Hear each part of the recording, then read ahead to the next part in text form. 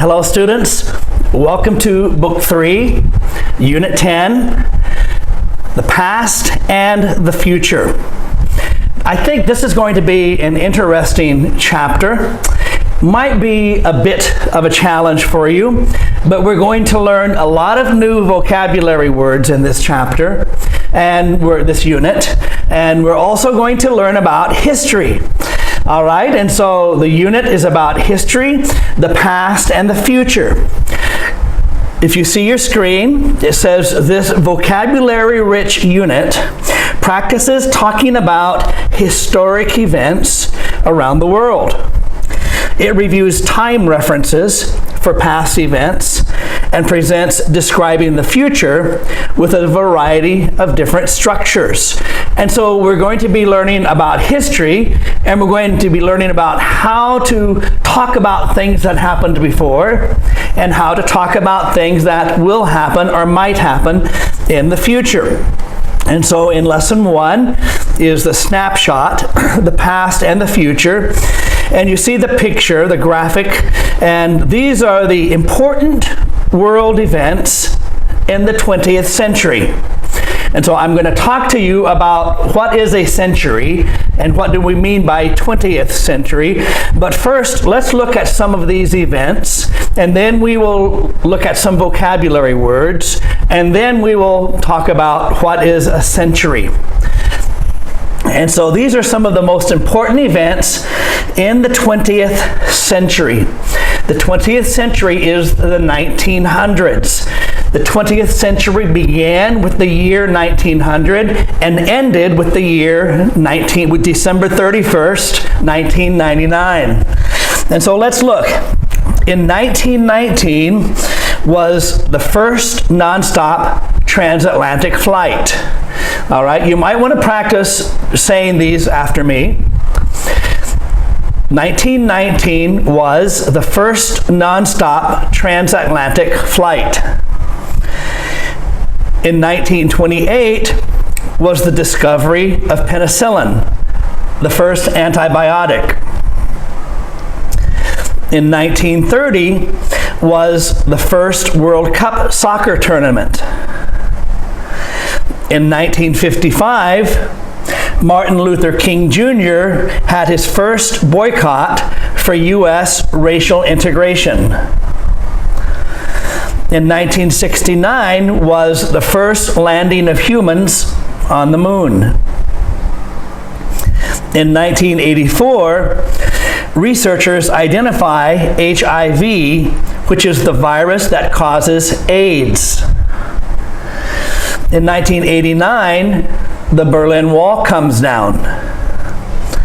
In 1994, apartheid ends in South Africa.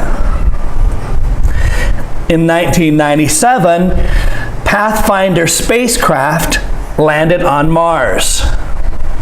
All right, those are some of the most important events, but let's look at some vocabulary. If you look at your slide now, you see some pictures. And the first picture is a picture of the Atlantic Ocean. And on one side of the Atlantic Ocean is the North America, and on the other side of the Atlantic Ocean is Europe and Africa. And so transatlantic, the word trans means across. And so across the Atlantic. Transatlantic, crossing the Atlantic Ocean. And so you see the first transatlantic flight from New York City, the United States, to Southampton, England. Okay, so that's what transatlantic means. The picture below, pictures of, we call these pills. Kropsnam, we call pills. Okay, one pill, several pills. The pill, they are antibiotics. Antibiotic is a drug that is used in order to kill bacteria and cure infections. And so when you go to the pharmacy, you have a sore throat, or you have an infection or something in your body, and you ask for medicine, they give you antibiotics. And the antibiotics are drugs that kill the infection in your body. boycott. You see the black and white picture. Boycott is refusing to buy or use something or take part in something as a way of protesting. And so in the 1940s and 1950s in the United States, and even the 1960s, there was a problem between black people and white people. Black people were not allowed to go to the same place where there was white people. They could not sit in the same area. They could not eat in the same restaurant. They could not ride in the same car or the same bus as white people. Okay, we call this racism. But in the 1950s, the black people began to boycott. It means they said, okay, if we're not allowed to ride on the bus with the white people, we will not ride on the bus, we will not ride in the car, we will not eat your food, we will not join with you in anything. And so this is called boycott. And the next word is racial integration that is associated with this.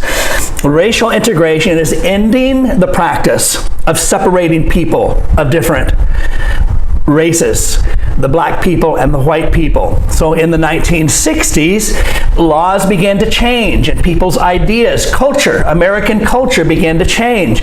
And they began to respect black people. And of course, black people are human beings. And so they began to allow white people, they began to integrate. Integrate means to come together, to mix together. And so integrate, black people in the black children could go to white schools, black people could eat in white restaurants, any restaurant. And so this is called racial integration. And finally, a big one, the Berlin Wall. Berlin used to be, or now is, the capital of Germany.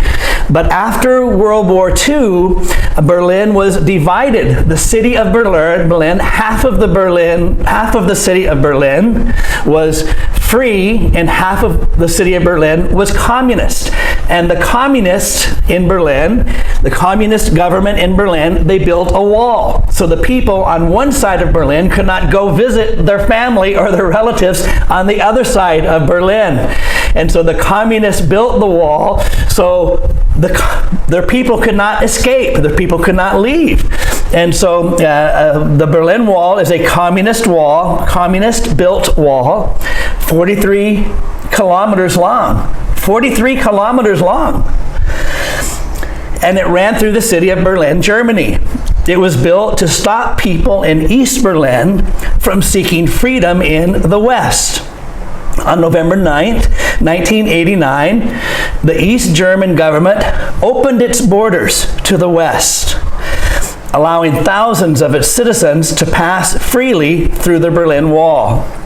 The following day, East German troops or soldiers began taking down parts of the wall, and by the end of 1990, the entire wall had been removed. So this was a very big change in the world when the communists broke down the wall in Berlin and allowed the people to cross over.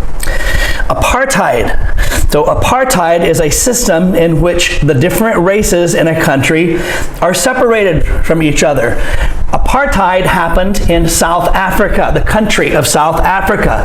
And so apartheid is very similar to what was happening in the United States. The black people were separated from the white people. And so apartheid came to an end. So let's look at these again.